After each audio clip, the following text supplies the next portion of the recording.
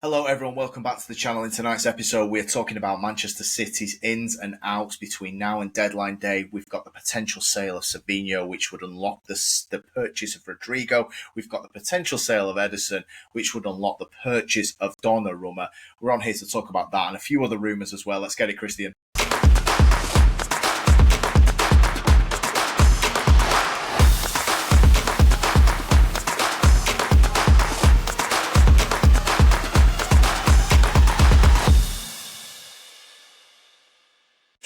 Okay, Christian, we're on here to talk about some business that you might have left before deadline day after a good start the weekend. Some of the new signings did really well at the weekend. Is there any more to come in? We've got the potential incomings of Donnarumma and Rodrygo. Let's talk about Rodrygo first, and obviously the potential blocker that is the sale of Savinho. Apparently, there's a rumor out there, maybe Romano reported that somebody in the hierarchy of Manchester City is blocking the sale of Savinho, which in turn is blocking the purchase of Rodrygo from Real Madrid. What is your reaction to that, and where do you stand with that? And we'll come to Donnarumma in a minute. Yeah, so look, we've obviously been given this opportunity by Tottenham. They have come in. They've been caught in Savinho. I believe the fee that they want to pay is around 50 million. We purchased this lad for 25 off our sister club in Girona. Now, he was not great last season. He wasn't awful. Did get a couple of assists, but he did get one goal. Now, that to me is not good enough. And it's not just his goals that are the problem. His decision-making, when he gets in behind, is poor at best. At best, average. And these are my concerns, Alex. And I brought this to you earlier on in this. I think it was after the Club World Cup. And I said, these problems are going to rear its ugly head throughout the season. Savinho and Doku do not have end product. There will be games. We all know injuries come in. Injuries are a huge factor. You've got to rotate. You are going to see quite a lot of Savinho and Doku this year. They've shown you what they are. Yeah. They really have. They're not going to kick on. And this is my problem with this Savinho situation. I think Tottenham have offered you the golden ticket here. You can move this guy on. You double your money after getting one goal in the league, which is just the crazy world we live in now, where, you know, one Premier League goal is enough to pay 50 million for a guy. It's insane, but that's what they're willing to pay. Now, City are going, we won 70. They were the rumours, right? Now, as if 50 weren't bad enough. I mean, that is more than fair. I think Tottenham are mental. The fact we want 70 is even more crazy. And there's a knock-on effect to that, Alex, because if Tottenham absolutely lose their marbles and Levy gives us 70 million for Savinho, then best believe Real Madrid are upping their price on Rodrygo, which is currently set at 100 million euro. So if we get 70 million euro for Savinho, they are not going to say, 30 million more, and that's fine. No, not a chance. I totally get you, mate. I think that's it. You're going to pay for it one way or the other, aren't you? With Rodrygo, potentially, you're going to end up paying 100 mil for him. We'll come to Rodrygo in a minute. Yeah, Savinho. I heard Tottenham are going for Eze now, and that's close. I don't know whether that's a. Apparently they're not. Apparently they're not connected. Weirdly, right. And I'm led to believe that they are still in talks with Savinho. But there's this weird situation that you obviously brought up at the start that. City stance seems a bit crazy. It's like they're negotiating, so that would suggest they are open to do business. Rodrygo has always been a player that Pep publicly, by the way, has come out and said, dream signing. He has always loved this guy. He's always complimented him when we've played Madrid season after season in the Champions League. Now, it is not Pep blocking this deal. No. Whoever this is in the hierarchy, they have had serious nightmares and probably had something to do with the sale of Cole Palmer, and which is massively affecting this deal now. And they're going, this could happen again. No, but you can't do this with every single one. Cole Palmer, by the way, at the time when we sold him, Alex, I don't really blame City for that one. When Cole Palmer came in, he didn't really show enough to make me think that he was worth more than 40 million, which is what we got for him. But you can't apply right. We've look. I've had this with people on my vids or our vids, but related to United. Yeah. With regards to Rasmus Højlund last year, where Zlatan did this at this age, and fucking Luis Suarez was doing this at Ajax at that age. It's each player is an individual, and I wouldn't mind. But Cole Palmer and Savinho are completely different profiles. Anyway, I mean, whether they play on the right or not, they're completely different footballers. So, you shouldn't be drawing comparisons from player A to player B because we've done this before. Each player is their own. They've got their own trajectory. It doesn't matter. Somebody at 21 does something and goes on some mad trajectory, means nothing to anybody else at 21. It can be it's completely separate. If Savinho's going to go on and get better, it's not because Cole Palmer did. Do you know what I'm saying? Exactly. No, I couldn't agree more. You've got to sanction this deal. I think you're in a little bit of a situation with me and Garnacho where a lot of United fans are getting upset with this 30 million valuation. I think Garnacho's crap. So people are going 50 million or nothing.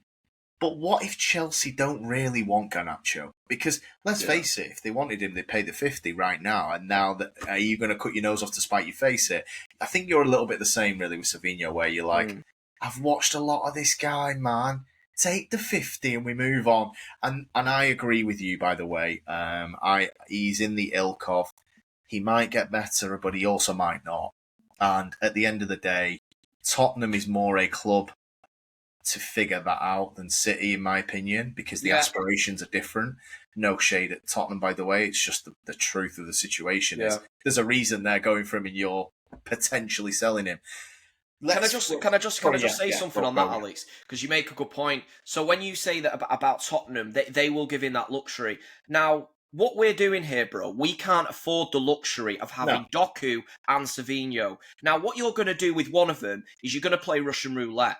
And you're going to hope one of them does this Cole Palmer trajectory that this guy in the City hierarchy is thinking. Now, surely you're not telling me you're going to play Russian roulette twice with two players? I don't think we're in the luxury to do that here. They showed you last year what their level was. Doku, I mean, we saw his performance against Wolves. That was just more of the same. This guy will never change. Savinho has more of a chance to change, and I can see why Tottenham potentially think it's worth the gamble. Yeah. Because, core fundamentals, he does have, he's got a great first touch. He's a neat dribbler. If he could sort out his finishing, you've got a player on your hands. But they are a lot of things. There's a lot of intangibles with that, Alex, because if you talk about the areas that Savinho needs to improve on, for me to say he's a Manchester City starter, worthy of his place. Now, you'd need to say his finishing needs to improve. His crossing needs to improve. This is a winger, by the way. His decision-making needs to improve when he gets in behind his man. And I'd say his attacking awareness needs to improve, positionally. Now, bro, there are a lot of things when you are talking about a 50 million offer from Tottenham and we're saying we want 70 and someone's apparently blocking the move. We want to figure out if he can improve them areas. It's stupid. Are we the ones to play this gamble? Also you're making money on him. It's a no-brainer. Let's talk about the potential replacement upgrade. Brazilian winger for Real Madrid, Rodrygo. He's been there for a while. Very well thought of. I want you to go first on this with Rodrygo. And obviously we're talking heavy money, but I don't know whether we need to just adjust now for what players are worth, because maybe 50 million is your completely average dross and sort of 85 million is your actual good players. I don't know what that means, your world-class ones, because, is that 120? I don't know anymore. Obviously, you've been frustrated for a bit. He's actually been at Madrid since 2019. That is incredible. Wow, time is absolutely flying. So, obviously, Rodrygo, he's always been the sort of the forgotten man a little bit with whatever the front three has been, whether it's been with Benzema. He always played second fiddle, and those guys are important. What do you like about the signing, and how do you think it can improve your team offensively, and maybe Haaland as well, although he started very well at the weekend? Do you know why I like the fact you've worded it that in that sense? Because what he can bring is a lot of things that I think Pep loves, and this is why I think when we've played Real Madrid, he watches Rodrygo in particular, and he's excited of the prospect of managing this guy, because He's a hard-working player. He has sacrificed himself. Don't get me wrong, for them other players. And, you know, that there's rumours that he would preferably like to play on the left, but we've seen how good he can be off the right. And I think Pep, yes, he wants you to have that freedom as an offensive player, but he demands hard work, Alex. We've seen this time and time again. You would never see Pep really in for a Vinicius Junior, for instance. Would never work. No, fair point. Because the demand that he would have and what Vinny would prove, the two different conversations. Where I think Rodrygo improves us massively. Offensively, it's simple. He has end product. Now, yes, his last season, he didn't light up La Liga, but there has been problems there. They've signed Mbappe. They've got quite a few issues where it's not seeming to fit. It's dysfunctional, yeah. Yeah, so look, I can sort of give him a little bit of a pass on it. Last year, he did get 6 in La Liga. He got 5 in the Champions League. You know, it's not terrible, but he didn't light it up either. The season before that, he got 10 in La Liga, 5 in the Champions League, and these were the seasons where we were playing him, and I was really excited. And to be fair, he's always been my dream signing. So I always thought, if you're going to go and buy from Madrid and Barca, you've got to have a player that's kind of that. Do you remember Alexis Sanchez, where you know they're top class, but in terms of Madrid and Barca's eyes, they're like, well, if we're going to sell one, it'll be him. And I've always felt that with Rodrygo, so it was always a player that I thought, if we could, why not test the waters? And it's a point, I do genuinely believe, Alex, if he comes in and we have some end product instead of this farting about that we have from Savinho and Doku and just living on a prayer that they're going to become good. Well, Alex, would you not rather get 50 million for Savinho for someone who might become good, but might also this might be his level? Or would you rather go and get 50 million for him and then pay an excess 50 million for Rodrygo for someone who is actually good? Yeah, no, I agree. I think it's the principle of the deal is a no-brainer. I mean, what I would say with Rodrygo is I think you make a great comparison with Sanchez with the Arsenal signing, and there's been other examples of that where and I do think that the never buy from them because they're selling him for a reason doesn't necessarily apply in this scenario with Rodrygo.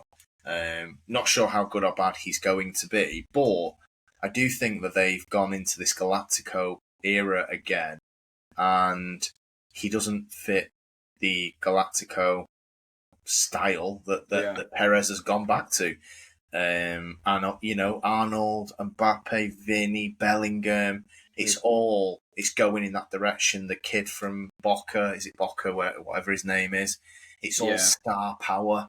And Rodrygo is a very good cog in the wheel. But I think what, from your perspective and City fans' perspectives, is Pep Guardiola has gotten major production from players like Rodrygo. And I'm not one for comparing players because each player's their own. But Guardiola's got a history of what you might say as a 7 out of 10 player getting 17 goals, and Sterling comes to mind. Pedro comes to mind. And there, you could easily see this happening with Rodrygo. There's no doubt about it. I mean, it's a strange one to look at, really, because like Sanchez is a great example. Like, well, why are they selling him? But they're going in this. The club, Real Madrid is just going in a completely different direction to having a bit of a grafter with an end product on the right wing. They're going to want some big name, and I think he's got great experience. I mean, look, it's a no-brainer. City need to do it just from the obvious thing of get a better player in than Savinho. I mean, it's as simple as that, right? Yeah, 100%. And I'm glad you brought up players like Raheem Sterling and Pedro and what Pep is capable of doing with these guys. They are not world beaters. Like Rodrygo is not a world beater at the moment.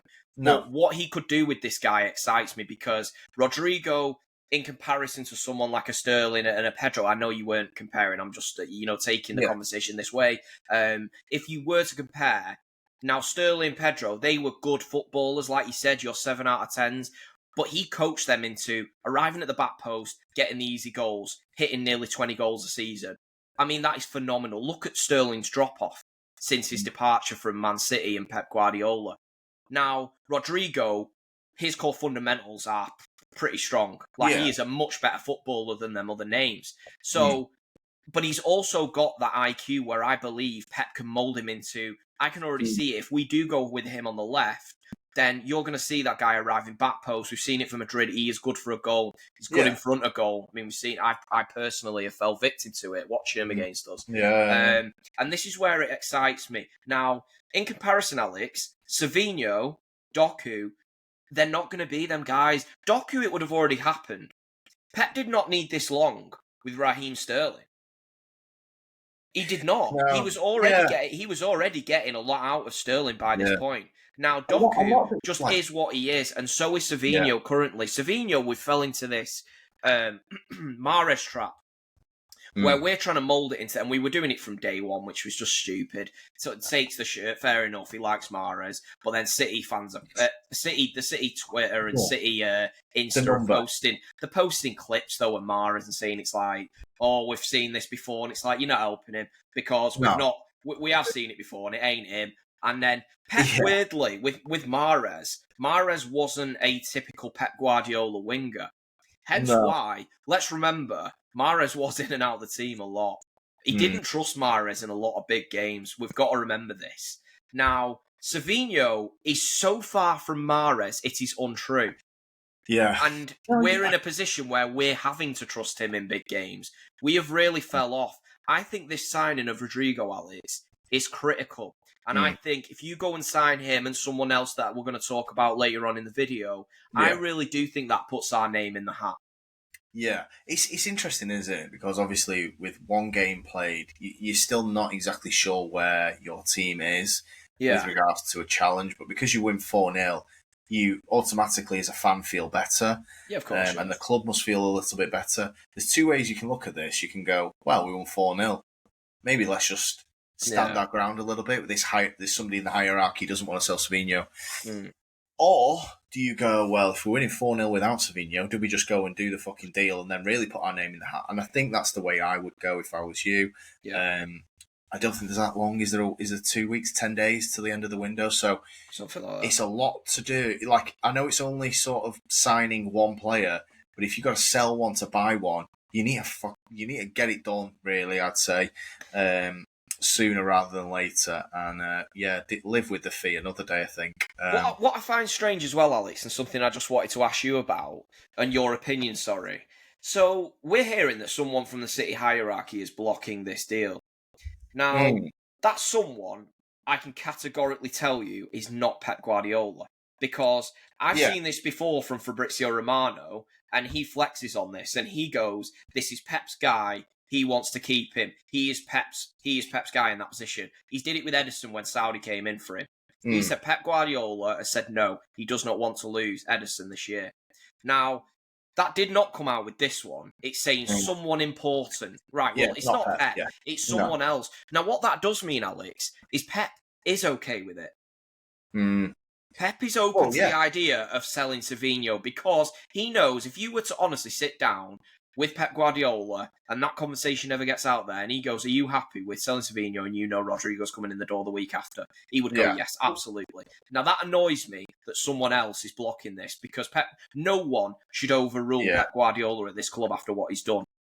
But there could be a bit of a, with obviously the changes that City have had, there could be a sort of a restructure around signings, and it is a strange one to hear those reports. We've never heard them before from City, and obviously the fact that it seems to be a mistake, I think in most City fans' eyes, it's a little bit of a concern. I mean, you don't know how this is going to play out. If Savinho goes, Rodrygo comes in, you all move on. But it is just a little bit of a red flag. Who is this person? One, we don't know. We haven't got a name. But yeah, you saw the Pep Guardiola interview. He's happy for both to go. We saw it against Wolves. He's like, he's injured, I think. Palermo. He went, I forgot. So obviously he's completely done with Savinho. Yeah. I'm not saying on a personal level, God knows, but I think as a footballer goes, it's not his guy, mate. It is not his guy, and it's just clearly it's that clear. But and it's another thing, in this league, it's a tough league to win, man. You can't carry people. It's another thing as well with this Rodrygo signing that's starting to concern me now as the window's coming to the end. Now, Arsenal fans are doing, what Arsenal fans do with 2 weeks left of the window. We know their presence on here. They're absolutely hammering the club, and they are bullying them into a big signing. Now, Kai Havertz has gone and got himself injured, and he's out for, I think, some time. I believe so, yeah. Yeah, is it 3 months or something like that? Oh, no, now, I'm not saying this is a like for like, of course, but they need a new guy. They went and signed Madueke. That's a madness. I don't know why they did that. They've also lost out on Eze to their nearest and dearest. Yeah. Now, who else is available that would probably come? And I think for a doable fee, yes, it is expensive, but I don't know what kind of numbers I don't know what kind of numbers they're looking at in terms of what they can spend. But I think what City are doing here, Alex, is you are running the risk. If we run this back with Savinho, there's a deeper issue to it. It's not as simple as we run this with Savinho, and maybe he can hit levels of, say, a Rodrygo or someone of that ilk. What if we run that, and then someone else from the Premier League goes and signs Rodrygo? How far behind are we then when Savinho does what Savinho did last year? And Doku is doing the same as he did since we signed him. Yeah. Then what position are we in? Then we have fell off. And look, I know a lot of City fans, if you've got this far into the video, I really do appreciate you watching. And you could possibly think I'm being a little bit negative. I have a lot of positive thoughts from that first game. If you wanted to watch our watch along, you'd say yourself, Alex, I was very happy with the performance. Some great signs. Tijani Reinders, I said, I think signing of the season so far. And Cherky's also puts his name in that hat because of the ridiculously low fee. Got to see a lot more than him. Reinders just seamlessly fits into a Pep Guardiola system. I don't think I've ever seen a more Pep player than Tijani Reinders. And I think you're going to see great things from him in that midfield. Certainly helps Rodri out as well, with Rodri in and out of fitness. But I just think we have got some glaringly big issues. And a 4-0 win, it is amazing. And we all allow ourselves to gas up. Fucking I did on stream. But you've got to remember that we were playing Wolves and the season is long. Yeah. And you need top players in every position. I will still stand by, Alex. You do not win a Premier League with Jeremy Doku and Savinho on your wings. Now, if they are not our wingers all season and we win it via a different method of like a Foden, Cherky, Marmoush kind of hybrid system, then okay, fair enough. But it's a long season. There's injuries. These guys are going to play a part. This is why I think you need a big hitter. You need a killer in front of goal. And I think Rodrygo puts his name in that hat. Yeah, I think you can't take loads from Saturday. You can take positives, but you've also got to keep yourself grounded. You've got to keep yourself grounded. You've got Spurs at the weekend, and also it's going to be the big games which might decide the title. It usually is. In any sort of close title race, your 2 games against Liverpool and Arsenal are probably going to be the ones that could be deciding, although Arsenal have got to really pick it up from what we saw. I totally agree. It's a no-brainer for City. Another one that probably is a no-brainer for you, but also you might want to talk about Ederson, who's been a very good servant in some very successful years for City. Sure. So, obviously, Donnarumma has fell out with Enrique at PSG, and they won the treble. Donnarumma was a huge part of the Champions League win, which they were desperate to get over the line. And he's a very influential goalkeeper. I feel like almost every sort of big tournament he plays in, be it for Italy in 2021, which we were on the wrong side of, Champions League for these, he seems to have big says in every single tournament, and especially in the last stages. He's very clutch. He's immense in penalty shootouts, and he's just a very, very, very good old school goalkeeper. And obviously, City have had a bit of a strange moment here, because obviously you signed Trafford to replace probably Ederson, although it might have been a play Ederson 1 week situation and Trafford the next. Now it's like Donnarumma's available. You've just sometimes got to go and do the deal. Before we talk about Donnarumma, obviously, I think everybody watching this knows how great of a goalkeeper is. Do you want to talk about Ederson and sort of what he has done for your team in over the last 7 years-ish, 8 years? Oh, Alex, look, when Ederson came in, we were going through, that was our last traumatic time in this position. Look, he came in, Pep Guardiola, he said, Joe Hart is not my guy. He was out the door. He then brings in Bravo. Bravo was just a disaster. He was weirdly good at saving penalties, but apart from that, the guy was an absolute mess. Now, then we had to go back into the market and we had to get it right. And by God, did we get it right with Ederson. He was unbelievable. He has transformed the way a lot of teams now try to play. But the weird thing is, he's the GOAT in that position in terms of I've never seen anyone. I know a lot of Liverpool fans try and peddle that Alisson is good with his feet. I'm not saying he's bad with his feet, but we have never seen a keeper be able to do what Ederson could do. Yeah. It unlocked so many opportunities for us where even you saw last year, it wasn't even Ederson's greatest year. I think he finished on 5-6 assists. That's insane, man. This is a goalkeeper. Yeah. It's just insane. I also think, just to jump in on that, I also think that's a side of his game that's never been total assist, by the way, I'd like to add, not just last season. Fully maxed out is the long passing, and I think that in the 3 years with Haaland, you should have utilised it a lot more. I'd love to see the ratio of long passes to Haaland and sort of your creation from that. Alex, it's something we didn't hit. It's something we didn't utilise enough. In all fairness, last season definitely you should have utilised it a lot more. Last year. Alex, you even saw it with Marmoush. I think when Marmoush came in, this was a golden opportunity. Do you remember that Newcastle watch along we did at yours? Yeah. And Ederson hits the long ball, bounces over the top. Yeah. Defender misjudges the flight of the ball, and Marmoush chips the keeper.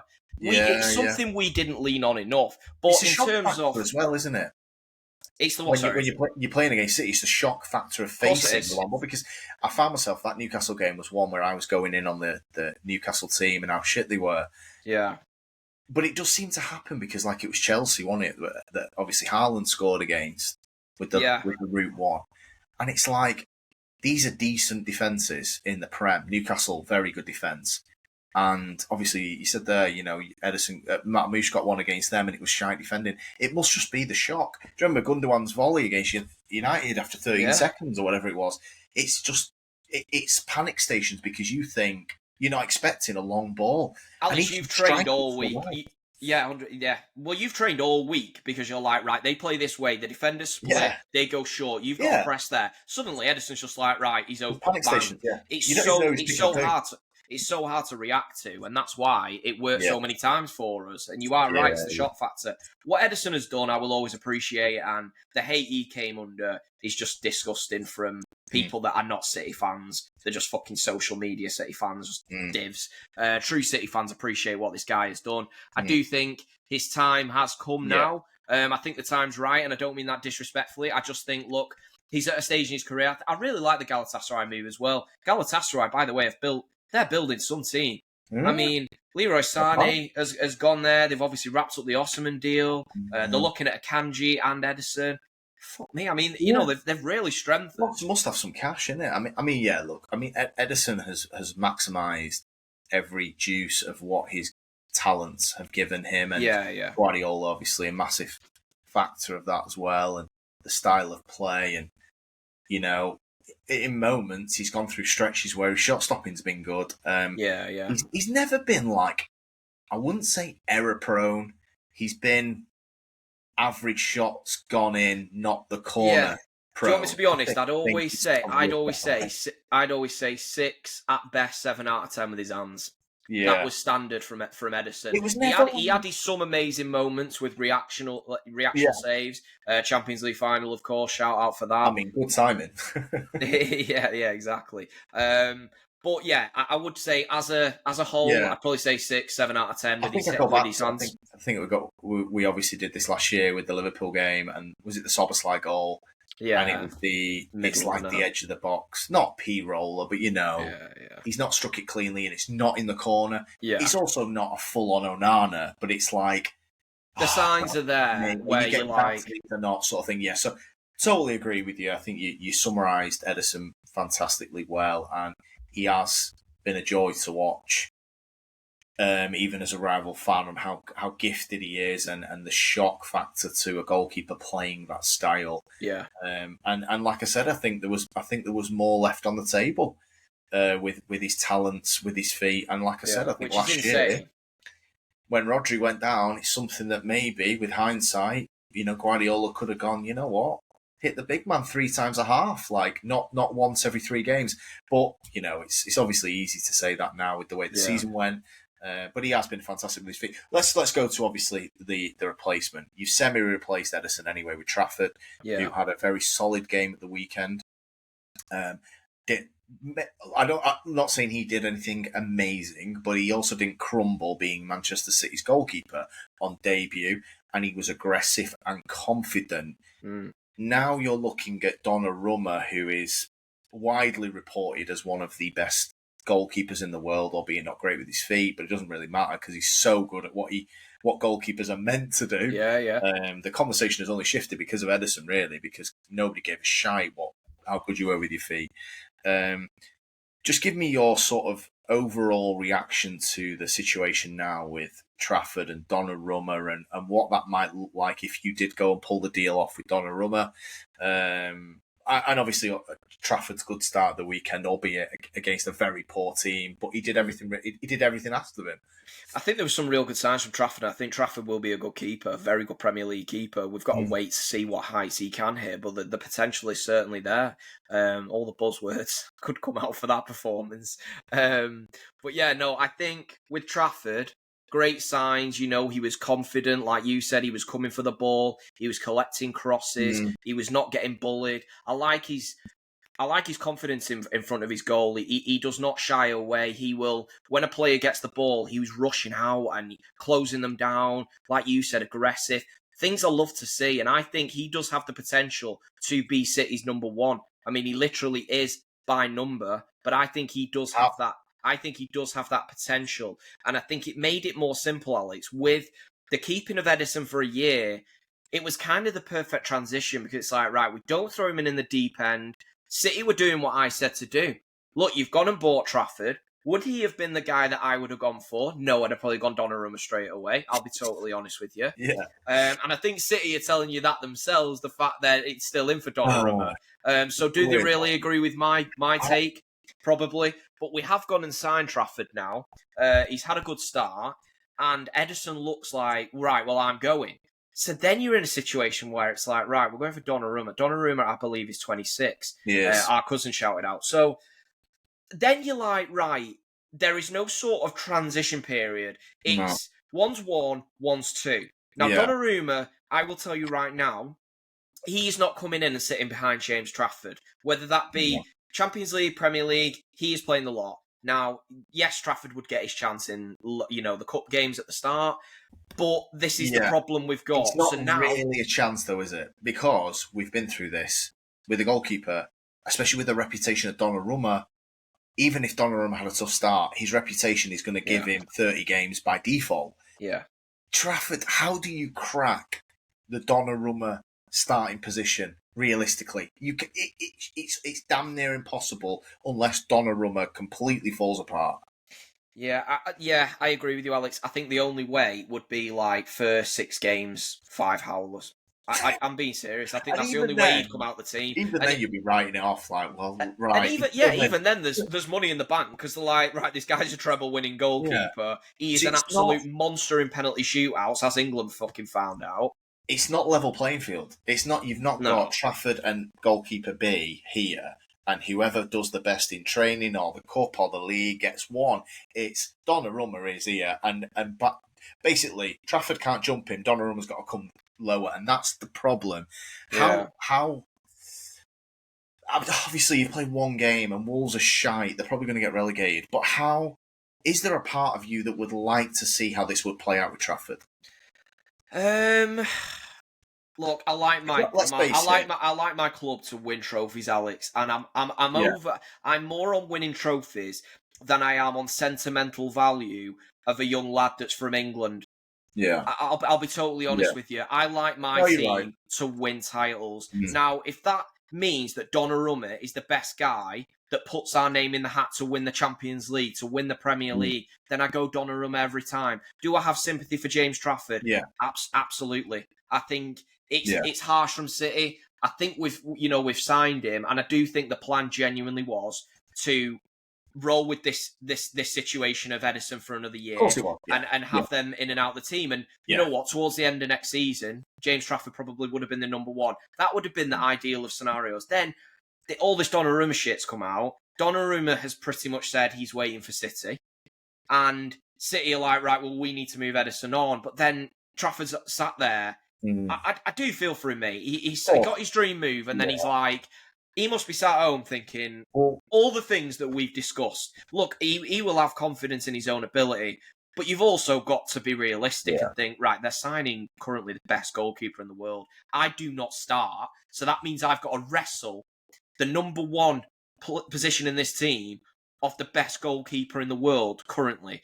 That's, it's a tough start, and it's a tough ask. You don't get enough opportunities as a reserve goalkeeper to really. I mean, that's the thing. He would have fancied his chances coming in and taking Ederson's position, even with a fair crack at it, just because Ederson was not great last year. And even if Ederson was staying a year, Trafford was probably like, I can have this guy's position. And the way he looked on Saturday, just from a personality perspective, I actually think that that's a fair analysis, that he would have been your number one. I know he sort of is at the minute. It is a tough one. I think you're taking the right approach. The sentimental, my club are too sentimental, and I know what we do in this situation. I mean, fuck, we're not even in for Donnarumma for some ridiculous reason. We're sticking with two absolute divs. So can we Lemons is on the way. Lemons, yeah. So, no, I think you're right. And I think it's a slippery slope when you start getting into sentimental, because that's when... I think this is the perfect way to pose it back to some City fans who might have emotional issues here with this whole deal. I think the best way of looking at it is if you lose the league by 6 points, are you going to look back at the Donnarumma not signing if you stick with Trafford and go, he would have got us 6 more points than Trafford and we would have won the league? I know it's not as simple as that, but it can be when you're a goalkeeper, because it's one position on the pitch and the job is to do the same thing as your compatriot. So if you get to the end of the season and you go, Trafford had a pretty good year, however, if we had Donnarumma, he could have been good for 6 or 7 points. That's where you go, to your point, I want to win the trophy and not win the trophy. So, it's a tough one. I do agree with you, though. It is a tough one. And look, I think there's a strong chance City back out of this deal because it being a tough one. I think this is why I've got a bit of a take on this. And look, I could be far out, and the Here We Go could land 10 minutes after we post this video. But I have a funny feeling that City are overvaluing Ederson to Galatasaray to make it an easier decision then to go, well, we just have to stick with Ederson. We can't go in for Donnarumma. I think that's exactly what they're doing, because if they know, look, these conversations that me and you are having, don't think that they don't talk like this. They go, right, we've just bought Trafford back. We all know what signing Donnarumma does to that previous signing. We know that. But look, City could... For me, the Trafford one isn't exactly a stupid signing. They needed to do it anyway because we needed homegrown from the academy for the Champions League rule. So it did need to happen. I know this is harsh on Trafford, but let's be honest, he's that good, Trafford. He'll get his Prem move next year anyway. Worst case scenario. If he does a year under Donnarumma, and Donnarumma plays every single Champions League game, plays every single Prem game, then he can go, right, I'll move. And then he goes on from there. It's not the end of his career. No. It's just a bit of an unfortunate sequence of events. Yeah. I hear you. But no, well done to the lad on Saturday. And obviously he's going to no doubt start on this Saturday against Spurs, which will be Alex, this is the weird thing.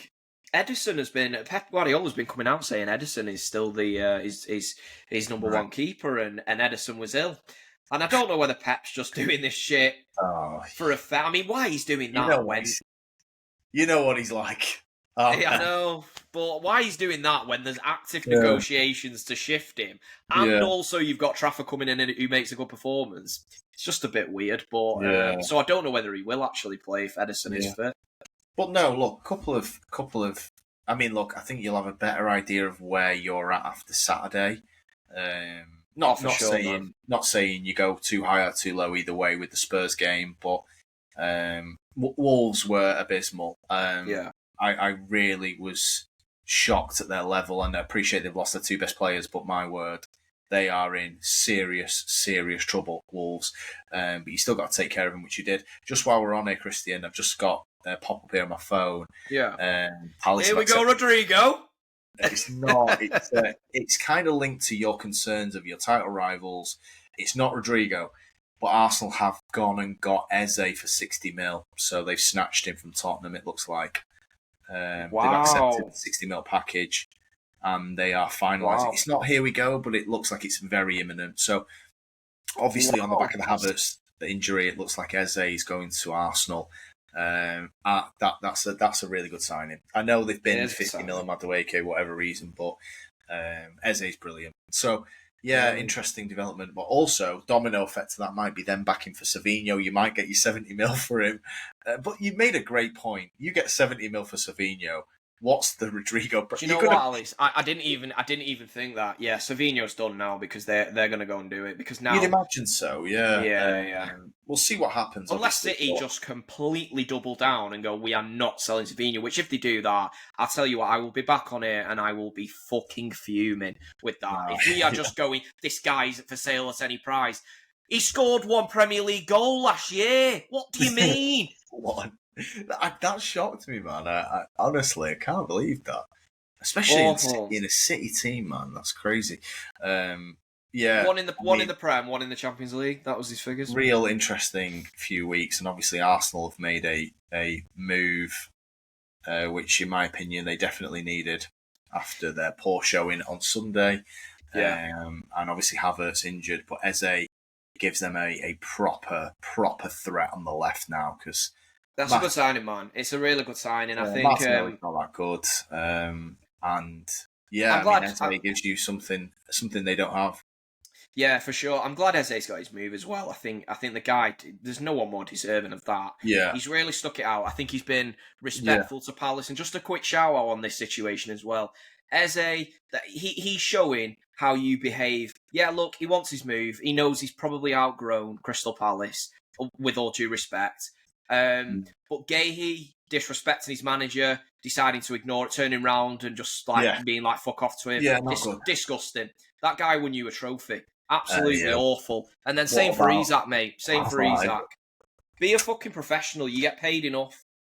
Yeah, no. I mean, probably a conversation for another day, but the way I see it is that you sign your 5-6 years because you want to lock in security for yourself. And then you decide you don't want to honour that when the club is basically giving you that security. Disgraceful, really. Either put in a release clause in your contract or fucking don't sign 5 years. Simple as that. But exactly. Maybe a separate one on Isak. God knows if that's a here we go. That will be a depressing one because we know where he'll be going. But obviously, like it is all leading back to your point. 40 minutes ago when the episode started, the title contenders, okay, they've not gone and got Rodrygo, but they've made a move. They've made a power move. Eze is a huge upgrade on Martinelli and Madueke, obviously, whatever that was about, I don't know. And obviously Isak, he's just, I mean, Ekatike's done really well in fairness to him, but Alexander Isak is amazing as well. So could be 2 power moves from Arsenal, Liverpool, City. Do need to keep pace with that, and also from a moral perspective. Going to be interesting to see how it pans out. Another great weekend of fixtures coming up. It's great to have the Premier League back, and we will be hopefully on doing watch-alongs in one way or another. City on Saturday, United on the Sunday. So please join us. We'll be joining for both, defo. Let us know what you think in the comments about the potential of Donnarumma and Rodrygo in the door for Manchester City, and what could that do for your title hopes following a good start at the weekend against Wolves. So thank you all for listening. Appreciate that. If you've enjoyed the video, give us a like, hit us up in the comments, subscribe to the channel, and we'll catch us on some of the lives that we've got coming up. Christian, as always, been a pleasure, my friend, and we'll catch you on the next one. Cheers, bro. Yeah.